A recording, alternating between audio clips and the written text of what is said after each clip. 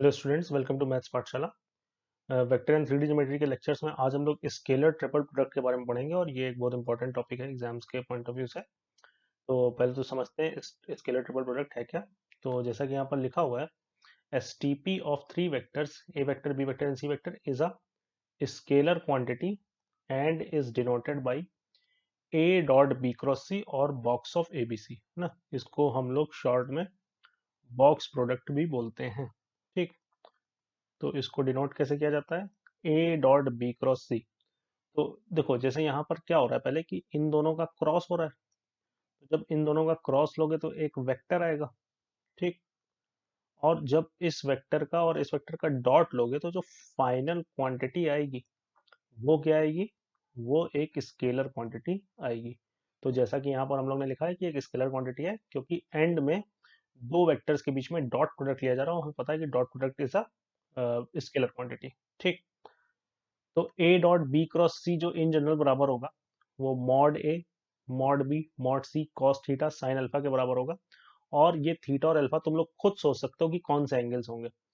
Alpha sign के साथ आ रहा है तो बेसिकली जो अल्फा होगा वो क्या होगा, वो बी और सी के बीच वाला एंगल होगा। ठीक है, तो जब क्रॉस प्रोडक्ट लोगे तब बी और सी के बीच के एंगल की वजह से साइन अल्फा आएगा।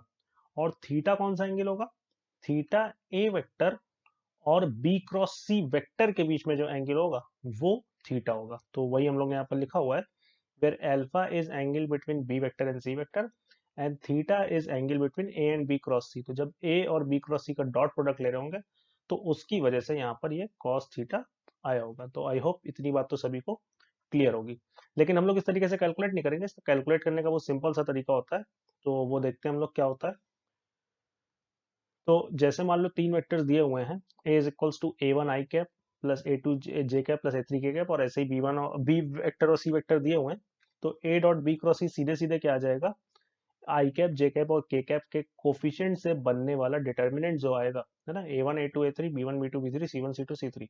तो इसकी जो वैल्यू आएगी यही आपके एसटीपी की वैल्यू होगी, बॉक्स ऑफ एबीसी की वैल्यू होगी। ठीक है, इसको प्रूव आप बड़ी आसानी से कर सकते हो क्योंकि जब आप बी क्रॉस सी लोगे तो बी क्रॉस सी में क्या आएगा, B one B two B three आएगा, C one C two C three आएगा, I cap J cap K cap आएगा। और उसका जब ए के साथ डॉट लोगे तो अल्टीमेटली क्या होगा भाई, यहाँ पर आई कैप है, यहाँ पर ए वन आई कैप है। तो ए वन आई कैप को जब आई कैप से मल्टीप्लाई करोगे तो यहाँ पर ए वन आ जाएगा, ऐसे यहाँ पर ए टू आ जाएगा और ऐसे यहाँ पर ए थ्री आ जाएगा ना। वो आप बड़ी आसानी से सोच के प्रूव कर सकते हो। अब हमें ये पता चल गया है कि scalar triple product of three vector जो है उसको हम लोग इन डिटर्मिनेंट की हेल्प से इस डिटर्मिनेंट की हेल्प से कैलकुलेट कर सकते हैं। और चूंकि ये डिटर्मिनेंट की हेल्प से कैलकुलेट हो रहा है तो इसकी कई प्रॉपर्टीज हम लोग डिटर्मिनेंट की हेल्प से ही सोच लेंगे। ठीक, तो चलो अब आगे बढ़ते हैं इसमें। तो सबसे पहली चीज, एक ये अंडर रेटेड सा पॉइंट है लेकिन काम का पॉइंट है, कि ए डॉट बी क्रॉस सी निकालो या फिर ए क्रॉस बी डॉट सी। ठीक, दोनों ही सेम चीज है। मतलब कि हम लोग ये डॉट और क्रॉस की पोजीशन इंटरचेंज कर दें तो उससे फर्क नहीं पड़ेगा। अच्छा, अब पोजीशन इंटरचेंज करने का मतलब ये नहीं कि तुम ऐसे लिख दो इसको कि तुमने कहा कि पोजीशन अच्छा इंटरचेंज कर सकते हैं तो चलो ऐसे लिख लेते हैं, है ना। तो ये तो मीनिंगलेस चीज है ना, ये नहीं लिख सकते। क्यों नहीं ये लिख सकते, क्योंकि यहाँ तुम पहले डॉट ले रहे हो तो पहले ही स्केलर आ जाएगा, तो फिर स्केलर और वेक्टर का क्रॉस थोड़ी ना आएगा। ठीक, तो डॉट और क्रॉस इंटरचेंज करने का मतलब है कि हम जैसे कि इन डॉट और क्रॉस को इंटरचेंज करके पहले ए और बी का क्रॉस ले लें और फिर सी के साथ उसको कैलकुलेट करें, तब भी सेम चीज ही आएगी। ठीक, और वो आप बड़ी आसानी से अगेन डिटर्मिनेंट की हेल्प से सोच सकते हो। ठीक, तो अंडररेटेड पॉइंट है, ध्यान रखना है ना, कहीं कहीं ये आपकी कैलकुलेशन को बहुत इजी कर देगा। चलो, उसके बाद अगर साइक्लिक ऑर्डर मेंटेन रखते हैं हम लोग तो स्केलर ट्रिपल प्रोडक्ट की जो वैल्यू है उस पर फर्क नहीं पड़ता है। तो देखो, जैसे यहाँ पर बॉक्स एबीसी के बारे में तुम सोचो, जैसे बॉक्स एबीसी है तो यहाँ पर साइक्लिक ऑर्डर क्या है, साइक्लिक ऑर्डर कुछ ऐसे है कि पहले ए वेक्टर आ रहा है।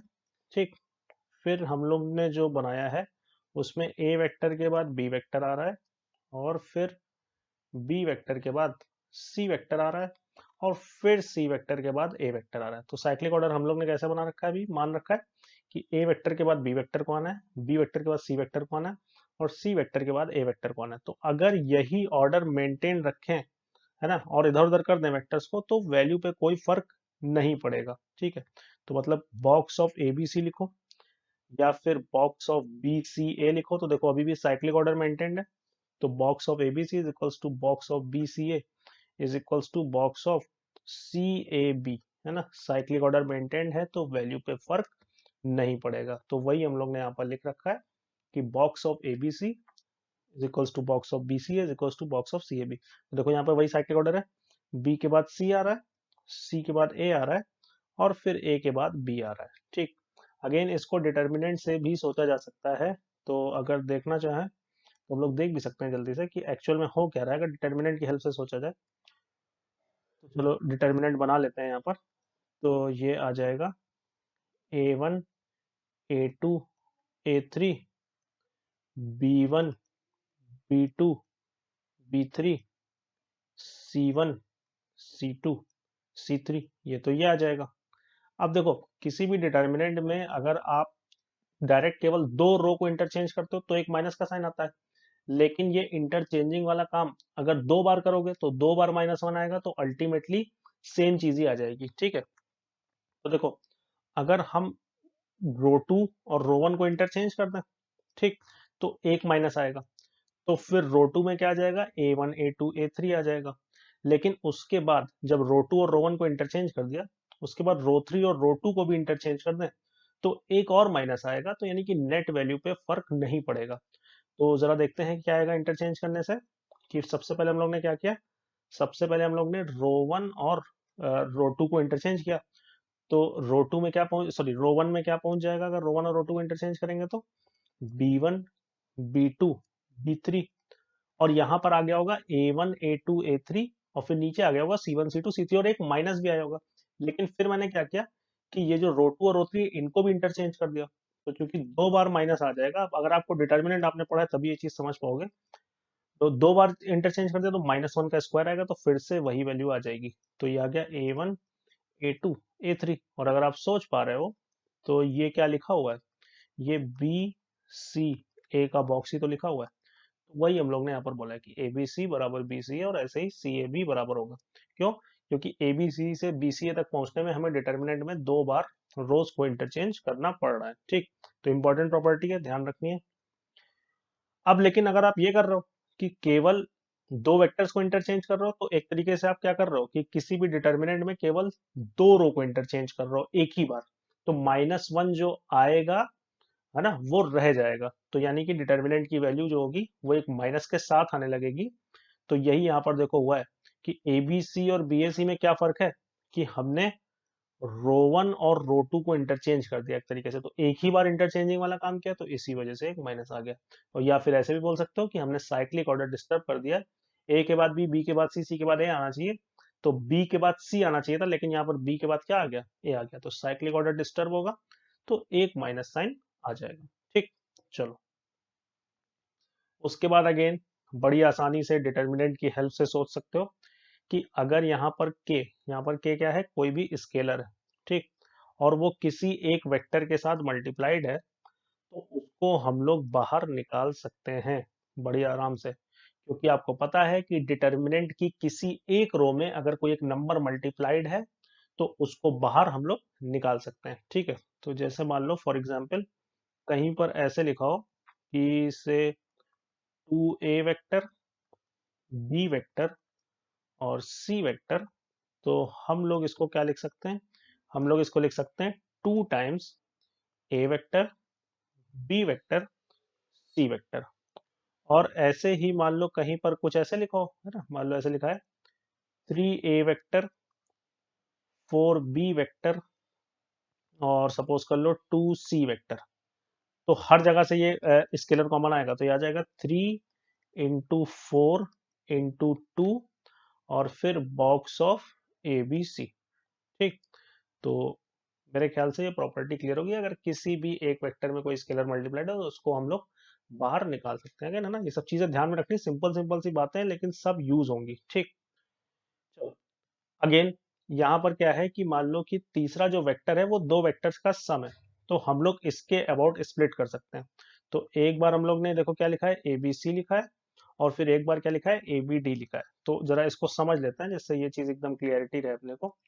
तो बेसिकली क्या होगा कि दो वेक्टर तो सिंपल्स हैं, लेकिन जो तीसरा वेक्टर है वो दो वेक्टर के सम की फॉर्मेट में दिया हुआ है। तो मान लो पहला वेक्टर तो ऐसे ही है, जो ए वेक्टर है A one I cap plus A two J cap plus A three K cap.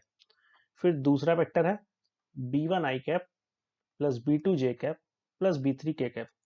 अब तीसरा वेक्टर सी और डी का सम है, तो सी को मान ले C one I cap C two J cap plus C two J cap plus C three K cap, और डी को मान ले D one I cap plus D two J cap plus D three K cap. तो यहाँ पर क्या आएगा, I cap वाला चीज क्या आ जाएगी, C one plus D one, फिर ये आ जाएगी C two plus D two, और ये आ जाएगी C three plus D three. आप सभी को पता होगा कि डिटर्मिनेंट में दो रो को सेम रखते हुए, किन्हीं भी दो रो को या दो कॉलम को सेम रखते हुए तीसरे के अबाउट स्प्लिट करा जा सकता है। तो यहाँ पर हम इन दो रो को सेम रखते हुए इस तीसरी रो के अबाउट डिटर्मिनेंट को स्प्लिट कर सकते हैं। अगेन हमें डिटर्मिनेंट की, हाँ भाई, ये प्रॉपर्टी पता होनी चाहिए, तभी ये चीज ज्यादा अच्छे से क्लियर होगी। तो ये सभी ने सुनी होगी, और अगर पहले कभी सुना होगा तो मेरे बोलने से तो आपको याद आ ही गया होगा कि अगर दो रो को सेम रखते हुए हम लोग तीसरे के अबाउट डिटर्मिनेंट को स्प्लिट कर सकते हैं। तो दो रो को सेम रखेंगे, A one A two A three, B one B two B three. दूसरे में भी दो रो सेम रहेंगी। मैट्रिसेस से अलग होते हैं ना डिटर्मिनेंट के रूल, सभी को पता होगा ये, B one B two B three. अब यहाँ पर क्या आएगा, हम लिखने को ऐसे भी लिख सकते हैं C one D two D three, लेकिन हम कैसे लिखेंगे, C one C two C three ऐसे यहाँ पर लिख लें। ठीक, स्प्लिट कर दिया और D one D two D three यहाँ पर लिख दिया। अब जैसा कि आप सभी देख पा रहे होगे कि जो पहला वाला डिटर्मिनेंट है वो बॉक्स एबीसी लिखा हुआ है, और जो दूसरा वाला है वो बॉक्स ए बी डी लिखा हुआ है।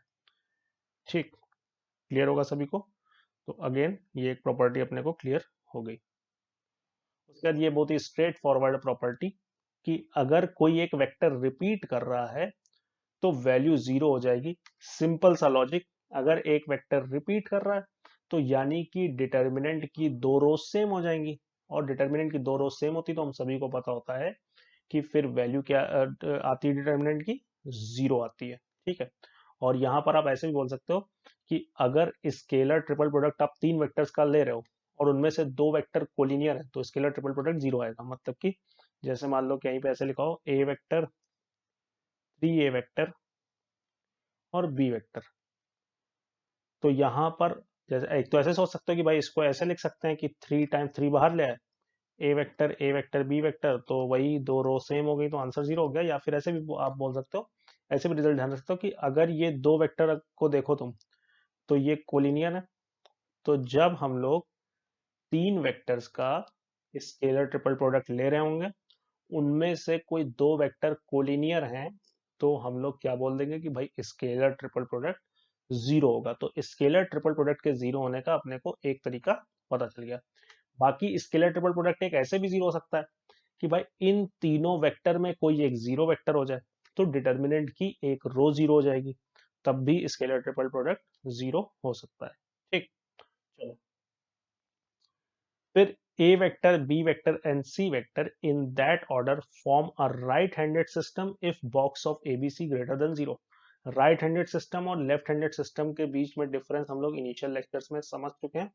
तो आपको ध्यान रखना है क्योंकि कभी कभी क्वेश्चन में ये सीधे सीधे यूज किया जाता है वर्ड, कि जब भी ए बी सी वेक्टर अगर राइट हैंडेड सिस्टम बना रहे होंगे इसी ऑर्डर में, तो बॉक्स ए बी सी जो होगा वो ग्रेटर देन जीरो होगा। और अब आप समझ गए होंगे कि यही अगर लेफ्ट हैंडेड सिस्टम होगा तो जो बॉक्स ए बी सी है वो क्या आएगा, वो नेगेटिव आएगा। ठीक, तो लेफ्ट हैंडेड सिस्टम के लिए हम लोग ने बोला कि box A B C is equals to, तो box ABC is less than zero.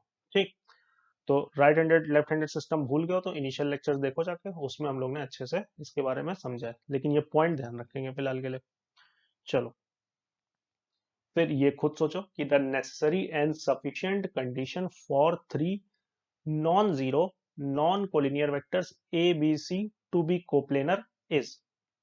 मतलब तीन वेक्टर है, ए वेक्टर बी वेक्टर और सी वेक्टर, और वो नॉन जीरो है नॉन कोलिनियर है, तो वो कैसे कोप्लेनर हो सकते हैं। तो इस बात को अगर हम लोग ऐसे समझें कि जैसे मान लो हम लोग तीन वेक्टर्स को ही बना लें, मान लो ये जो स्क्रीन है यही अपनी प्लेन है, तो एक वेक्टर हम लोग ने कुछ ऐसे बना लिया और सपोज कर लो दूसरा वेक्टर कुछ ऐसे है ना, और तीसरा वेक्टर भी इसी प्लेन में है, तो मान लो वो कुछ यही है ना। अच्छा ये जरूरी नहीं, कोई नहीं, चलो हम लोग वेक्टर्स को तो शिफ्ट कर ही सकते हैं ना, ये सब तो फ्लेक्सिबिलिटी अपने पास होती ही होती है।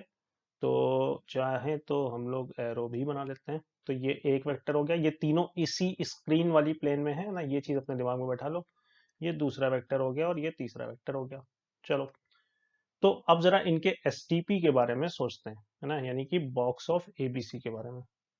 तो बॉक्स ऑफ एबीसी हम लोग को पता है किसके बराबर होता है, बराबर होता है ए डॉट बी क्रॉस सी के। ठीक है, तो सपोज कर लेते हैं कि ये ए वेक्टर है, ये बी वेक्टर है और ये सी वेक्टर है। तो देखो, जब तुम बी और सी का क्रॉस लोगे तो जो वेक्टर आएगा वो इस प्लेन के परपेंडिकुलर आएगा, है ना, जिस प्लेन में ए बी और सी रिसाइड कर रहे हैं। तो जब हम बी और सी का क्रॉस लेंगे तो वेक्टर इनकी प्लेन के परपेंडिकुलर आएगा ना, तो ऐसे बाहर की तरफ आएगा आपकी स्क्रीन से, अगर सोचो तो। ठीक, तो अगर थंब रूल से देखें तो आपकी स्क्रीन से बाहर की तरफ आएगा। मैं अपने लिए देख रहा हूँ, ऐसे ही आप अपने लिए सोचो कि आपकी स्क्रीन से बाहर की तरफ बी क्रॉस सी आ रहा होगा। तो बी क्रॉस सी जो है ये बी और सी वाले वेक्टर्स की प्लेन के परपेंडिकुलर होगा, और ए भी उसी प्लेन में, तो बी क्रॉस सी ए के भी परपेंडिकुलर होगा। तो यानी कि जब हम इनका और इनका डॉट ले रहे होंगे तो इन दोनों वेक्टर्स के बीच में जो एंगल होगा वो 90 होगा, क्योंकि बी क्रॉस सी अपनी प्लेन के बाहर आ रहा है परपेंडिकुलर डायरेक्शन में, और ए वेक्टर इसी प्लेन में है, तो उनके बीच का एंगल 90 डिग्री हो गया।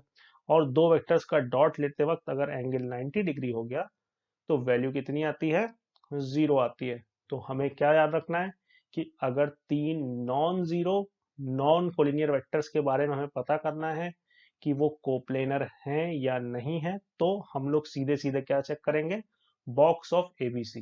अगर बॉक्स ऑफ एबीसी जीरो आ गया तो वो कोप्लेनर है, अगर नॉन जीरो आया तो वो नॉन कोप्लेनर है ना।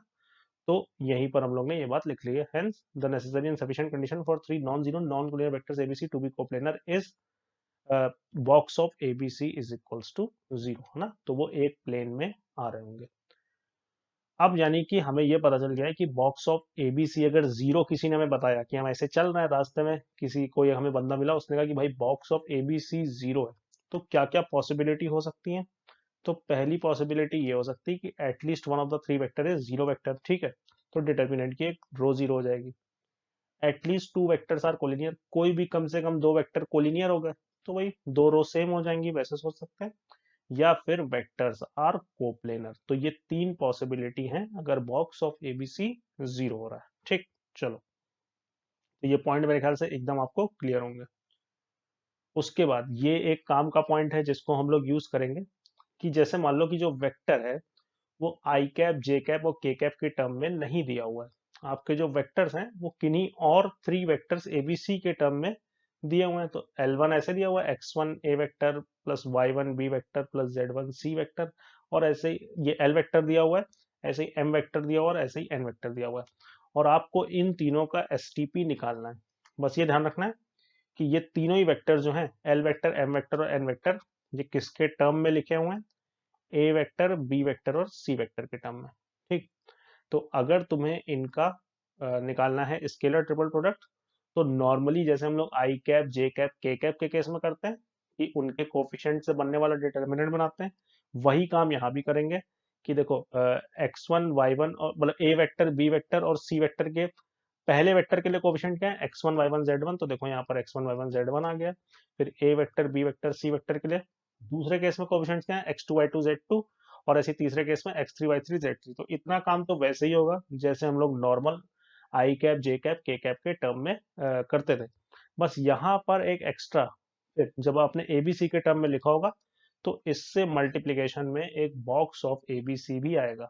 वो एक्चुअल में आई cap J cap K cap के टर्म में भी केस में भी आता है, लेकिन उस केस में वैल्यू वन हो जाती तो हम लोग लिखते नहीं है। क्योंकि देखो, अगर इसमें तुम ए वेक्टर बी वेक्टर और सी वेक्टर को आई cap J cap K cap ले लो तो नॉर्मल वही जो वेक्टर्स हम लोग यूज करते हैं वही बन जाएंगे।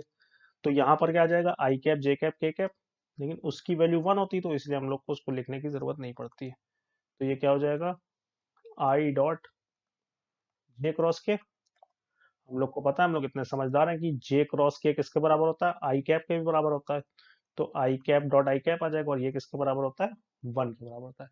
लेकिन अगर वेक्टर्स ऐसे कि नहीं ए वेक्टर बी वेक्टर और सी वेक्टर के टर्म में लिखें, तो फिर हम इस तरीके से सेम काम करेंगे, बस एक box of A B C जरूर आ जाएगा। तो जैसे फॉर एग्जांपल मान लो ये है कि if this is equals to lambda times ABC. अच्छा, एक चीज और कि अगर इसको प्रूव करना हो तो बड़ी आसानी से आप इसको प्रूव कर सकते हो। नॉर्मल क्रॉस प्रोडक्ट लो, वही मतलब एलएमएन निकालना है तो आप इसको ऐसे लिखो, L dot M cross N, और M cross N manually calculate करो, जैसे नॉर्मल अगर क्रॉस प्रोडक्ट हम लोग कैलकुलेट कर सकते हैं। मतलब कैसे, x2 इंटू एक्स थ्री ए क्रॉस ए, फिर x2 इंटू वाई थ्री ए क्रॉस बी, इस तरीके से कैलकुलेट करो पूरा, और फिर एल के साथ डॉट लो, तो अपने आप देखोगे बाद में कुछ ऐसी चीज बन जाएगी ना, चेक करके देखना। ठीक। हाँ, तो अब जैसे ये क्वेश्चन है ना, तो हमें इस वेक्टर का, इस वेक्टर का और इस वेक्टर का स्केलर ट्रिपल प्रोडक्ट कैलकुलेट करना है। तो हम लोग ने बोला कि कैसे कैलकुलेट करेंगे, कि इनके कोफिशिएंट्स लिख लेंगे। तो चलो इनके कोफिशिएंट्स लिख लेते हैं। तो ए वेक्टर बी वेक्टर और सी वेक्टर के, तीनों वेक्टर के केस में, मतलब एक तरीके से ऐसे आप बोल सकते हो कि ये जो लिखा हुआ है ये एल वेक्टर है जो अभी हम लोग कर गए हैं, ये एम वेक्टर है, ये एन वेक्टर है। तो तीनों के लिए क्या करते हैं कि एबीसी के कोफिशिएंट लिखते हैं। तो पहले एल वेक्टर के लिए एबीसी के कोफिशिएंट क्या है, 1, 1 और 0। ठीक।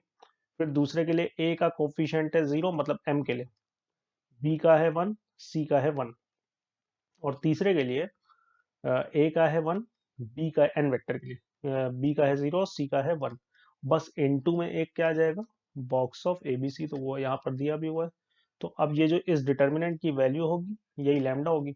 तो जल्दी से चाहो तो ये डिटर्मिनेंट कैलकुलेट भी कर ले सकते हैं, वैसे इतने समझदार हो कि कर लोगे खुद ही, लेकिन चलो देख लेते हैं। 1 इंटू 1 माइनस 0, तो 1 आ जाएगा। फिर -1 इंटू कितना आएगा, 0 - 1, यानी कि -1 आ जाएगा, तो प्लस का 1 हो जाएगा, और फिर तीसरी रो तो 0 ही है। तो ये कितना आ गया, ये आ गया twice of box of ABC. ठीक है, तो लैम्डा की वैल्यू कितनी होगी, पहली बात तो लैम्डा की वैल्यू हो गई 2। और अब आपको ये रिजल्ट मतलब याद भी रखना है, अगर कहीं पर आएगा तो हम लोग डायरेक्ट यूज कर लेंगे। क्या याद रखना है आपको, कि box of A plus B, B plus C, C plus A किसके बराबर होता है, ये बराबर होता है twice of A B C के बराबर होता है। ठीक है, तो आज से इसको एज अ रिजल्ट अपने को याद रखना है। बाई चांस भूल जाते हैं तो ये तरीका तो ध्यान ही रखना है हम लोग ने कैसे इसको डिराइव किया। तो ये कुछ बेसिक प्रॉपर्टीज थी। नेक्स्ट लेक्चर में हम लोग इससे रिलेटेड कुछ क्वेश्चंस करेंगे, और अगर टाइम मिलेगा उसमें तो हम लोग पैरेललोपाइप्ड के बारे में भी पढ़ेंगे, जिसका वॉल्यूम निकालना स्केलर ट्रिपल प्रोडक्ट का एक एप्लीकेशन होता है। चलिए, थैंक यू वेरी मच।